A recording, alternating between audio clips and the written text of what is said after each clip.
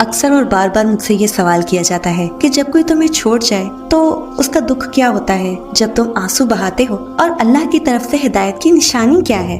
جانتے ہو کھلے اور بند راستوں کی حقیقت تمہیں ابھی شاید سمجھ نہ آئے، مگر ایک دن ایسا آئے گا جب سارے راز تم پر کھل جائیں گے اور تم جان جاؤ گے کہ جہاں تم آج ہو وہاں تک پہنچنے کے لیے اس تکلیف سے گزرنا بہت ضروری تھا۔ تم سزا سمجھ رہے تھے کیونکہ بے سکونی کے بعد اللہ ایسا سکون دیتا ہے کہ پھر بے چینی کبھی روح کا حصہ نہیں بن پاتی۔ اسی لیے یاد رکھو، اللہ کوئی بھی کہانی ادھوری نہیں رکھتا، بس انداز مختلف ہوتا ہے مگر وہ ہر قصے کو پورا کرتا ہے۔ کوئی بھی جگہ خالی ہمیشہ نہیں رہتی، اللہ اسے کسی نہ کسی بہتر چیز سے بھر دیتا ہے۔ زخم کوئی بھی عمر بھر نہیں ستاتا، اللہ کوئی نہ کوئی مرہم کا ذریعہ بھیج دیتا ہے۔ میں یہ نہیں جانتی کہ کب پوری ہوں گی، مگر میں اتنا ضرور جانتی ہوں کہ دعائیں کبھی رد نہیں ہوتی۔ اس لیے یاد رکھو، وقتی طور پر مصلحتیں سمجھ نہیں آتی کیونکہ تب ہم تکلیف میں ہوتے ہیں، لیکن وقت رفتہ رفتہ ہمیں سب سمجھا دیتا ہے، یوں پھر دل مطمئن ہو جاتا ہے۔ اس لیے جو آنسو تم رات کی تاریکی میں خاموشی سے بہا رہے ہو نا، جو تکلیف تمہارے دل کو بے قرار کیے ہوئے ہے، وہ سب سے واقف ہے۔ ایک ماں تمہیں روتا ہوا نہیں دیکھ سکتی تو وہ جو 70 ماؤں سے زیادہ پیار کرتا ہے کیسے دیکھ سکتا ہے؟ تمہارے لیے معجزے ہوں گے، اپنے معجزے پر یقین رکھو، اس کا کن تمہاری تمام تکلیفوں کو مٹا دے گا۔ ایک روز یہ درد ختم ہو جائے گا، بس ابھی صبر کرنے کا وقت ہے۔ تم صبر کرو، وہ انجان نہیں ہے تمہاری سسکیوں سے، بس تھوڑا صبر اور تم دیکھو گے اپنے نصیب کا بدلتا ہوا پہلو۔ تاریک رات کے بعد کا سورج تم دیکھو گے اور وہ وقت بہت قریب ہے۔ اللہ جانتا ہے، وہ جانتا ہے کہ وہ آنسو کتنی تکلیف دہ ہوتے ہیں جو باہر ٹپکنے کی بجائے اندر گرتے ہیں۔ اگر ان کا چھوڑ جانا تمہیں اللہ کے قریب کر گیا ہے تو جان لو کہ تمہارے اس دل کو توڑنے کا یہی مقصد تھا جو انہوں نے پورا کر دیا۔ تمہیں تو شکر گزار ہونا چاہیے کیونکہ تم نے جو پا لیا ہے وہ اس سے بہتر ہے، وہ اس سے بہت بہتر ہے جو تم نے کھو دیا ہے۔ وہ لوگ جو شدت غم میں رب کی رضا کا مزہ ڈھونڈ لیتے ہیں نا، وہ تا حیات بڑے فائدے میں رہتے ہیں۔ لوگ بے شک توڑ جاتے ہیں، رب ٹوٹنے نہیں دیتا۔ جو آنسو ہم اللہ کے سامنے بہاتے ہیں وہی ہمارے لیے سکون کا باعث بن جاتے ہیں۔ ہو سکتا ہے اللہ نے تمہیں اس وقت اکیلا کر دیا ہو جب تمہیں لوگوں کے ساتھ کی اشد ضرورت تھی، اور پھر ایک وقت آتا ہے جب تم خود اقرار کرتے ہو کہ اللہ اب مجھے کسی انسان کے ساتھ کی ضرورت نہیں، اور شاید وہ یہی سننا چاہتا تھا۔ گھبرانا نہیں، کیونکہ ٹھوکر بھی انہیں کو لگتی ہے جن کو رب نے تھامنا ہوتا ہے۔ قرآن پڑھتے ہوئے ایسا لگتا ہے جیسے میرا رب دلاسا دے رہا ہو کہ غم نہ کرو، میں ہوں نا، کہہ دو میرے ان بندوں سے جنہیں حالات ناممکن لگ رہے ہیں۔ اللہ تعالیٰ فرماتا ہے گھبراؤ نہیں، اللہ کی مدد یقیناً بہت قریب ہے۔ واقعات، حادثات، حالات خود پیدا نہیں ہوتے بلکہ پیدا کیے جاتے ہیں۔ کسی کا زندگی میں آنا اور چلے جانا اتفاق نہیں ہوتا، ہر چیز میں وجہ مصلحت پوشیدہ ہے۔ تم جب خود اس کی طرف نہیں جاتے تو تمہیں اس کی طرف کھینچ کر بلایا جاتا ہے۔ جسے اللہ پاک نے جوڑا ہو اسے کوئی توڑ نہیں سکتا۔ جس آنکھ نے تشکر کے آنسو بہائے ہوں اسے غم زیادہ دیر رلا نہیں سکتا۔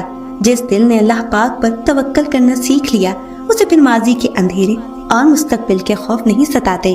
جس نے یہ مان لیا ہو اللہ پاک ہی ہنساتے ہیں اور وہی رلاتے ہیں، تو پھر اسے لوگوں کے ظالم اور خود کے مظلوم ہونے کی نفسیاتی مسئلے درپیش نہیں آتے۔ دنیا میں ایسا کچھ بھی نہیں جس پر تمہارے رب کا اختیار نہ ہو۔ وہ تم سے کچھ چیزیں اس لیے دور کرتا ہے تاکہ تم اس کے پاس رہ سکو۔ اللہ نے تمہارے لیے بہت کچھ سنبھال رکھا ہے اور تمہیں وہ سب حاصل کرنے کے لیے اس پہ بھروسہ رکھنا ہوگا۔ تم اگر اپنی اس جھولی کو بھرنا چاہتے ہو تو تمہیں پہلے اپنی اس خالی جھولی پر خوش رہنا سیکھنا ہوگا۔ میں چاہتی ہوں کہ اب کی بار میں روں تو آنسو پوچھنے والا ہاتھ کسی انسان کا نہ ہو۔ اس بار میرے آنسو سمیٹنے میرے رب کا ہاتھ آگے بڑھے۔ اور جانتے ہو یہ کیسے ممکن ہے؟ صبر سے۔ ہچکیاں لیتے ہوئے وجود پر جو صبر حاوی ہو جائے وہی اللہ کا ساتھ ہے۔ کچھ ٹھوکریں گہری اسی لیے ہوتی ہیں تاکہ ہم جان سکیں کہ اس سب کے بغیر رہ سکتے ہیں ہم، لیکن اللہ کے بغیر گزارا نہیں کر سکتے۔ زندگی کئی ایسی راہوں مراحل سے گزار کر تمہیں تمہاری چاہت تک لاتی ہے جن پر چلنے کے لیے تمہارا دل مطمئن نہیں ہوتا، تاکہ خوشی سے پہلے تم غم کی لذت جان سکو اور حاصل کی قدر کرنا سیکھ سکو۔ شادی ٹوٹے گی تو کسی اور سے ہو جائے گی، جاب جائے گی تو اور مل جائے گی، کوئی ٹھکرا دے گا تو دنیا اور انسانوں سے لدی پڑی ہے۔ انسان کسی بھی کام کو ٹھیک سے نہیں کر پاتا اگر وہ ڈر اور خوف کا شکار ہو جائے، اور سب کو دل سے ناکامی سے بہت خوف آتا ہے، لیکن خود کو یہ باور کرانا چاہیے کہ سب کچھ कुछ खत्म हो जाए, सब बर्बाद हो जाए, तो भी इंसान नए सिरे से अपनी अच्छी जिंदगी का आगाज बआसानी दोबारा कर सकता है। जो दुख तुम्हें अल्लाह के करीब कर दे वो कोई दुख नहीं बल्कि नेमत है। जिस तूफान से तुम अंदर ही अंदर लड़ रहे हो, यकीन करो ये भी थम जाएगा। और जिस तरह तूफान के बाद कौसे कज़ा आती है, वही कौसे कज़ा तुम्हारे दिल में भी इत्मीनान की सूरत में बनकर आएगी। तुम्हें सुकून कल्ब नसीब होगा और तुम्हारी तमाम दुआएं कबूल कर ली जाएंगी इंशाअल्लाह।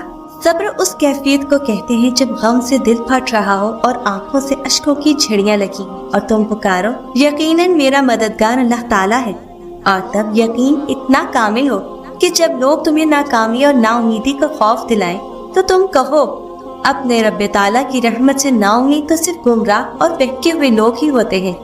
सब्र 3 अल्फाज का मजमुआ है।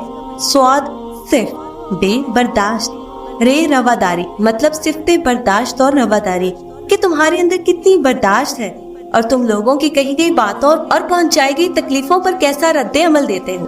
आया कि रब की रजा के लिए साबिर बन जाते हो या उसकी हिकमतों पर सवाल उठाने लग जाते हो। सब्र का इजहार जुबान से नहीं दिल से किया जाता है कि जिस हाल में भी मेरा रब रखे वही हाल बेहतर है और बेहतरी की उम्मीद भी उसी से लगाई जा सकती है। उसके सिवा कोई मुश्किल कुशा नहीं और ना ही कोई वली और मददगार। और सब्र वो नहीं होता जो किसी सदमे की इंतहा पर किया जाए, बल्कि रसूल अकरम सल्लल्लाहु अलैहि वसल्लम ने फरमाया है कि बेशक सब्र तो वो है जो किसी सदमे की इब्तिदा में किया जाए, ना कि चीख चिल्ला कर बताया जाए कि तुम दर्द में हो, तुम ही आजमाए गए हो अपने रब की तरफ से। बल्कि ये बात ज़हन नशीन कर ली जाए कि आजमाइश सिर्फ उनकी होती है जो ईमान वाले हो, जो उसके नजदीक नेक और साले हो, वरना उससे मखलूक की क्या कमी।